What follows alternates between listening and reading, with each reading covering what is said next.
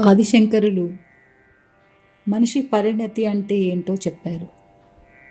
పరిణతి అంటే వదిలేయడం, నేర్చుకోవడం. దీనికి ఒక ఉదాహరణ, ఒక వ్యక్తి చాలా సంవత్సరాలుగా పాత ఉత్తరాల కట్టలను తనతో ఉంచుకున్నాడు. వాటిని చూసినప్పుడల్లా పాత బాధలు, నిరాశలు, చేదు జ్ఞాపకాలు గుర్తుకు వచ్చేవి.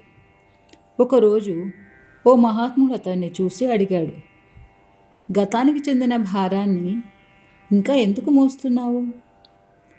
ఆ ప్రశ్న అతని మనసుకి తాకింది. ఆ రోజు నుంచి అతను గతం నేర్పించిన పాఠాలను మాత్రమే గుర్తుంచుకొని బాధలను వదిలేయాలని నిర్ణయించుకున్నాడు.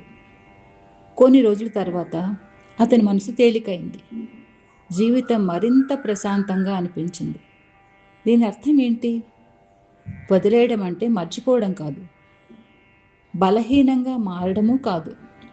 వదిలేయడం అంటే కోపాన్ని వదిలేయటం, పగను వదిలేయటం, మనల్ని బాధించే జ్ఞాపకాలను వదిలేయటం, మార్చలేని విషయాలను అంగీకరించటం.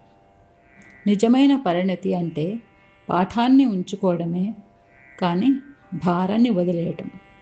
గతం ఒక గురువుగా కావాలి, జైలుగా కాదు. ఇదే ఆదిశంకరులు చెప్పిన పరిణతి.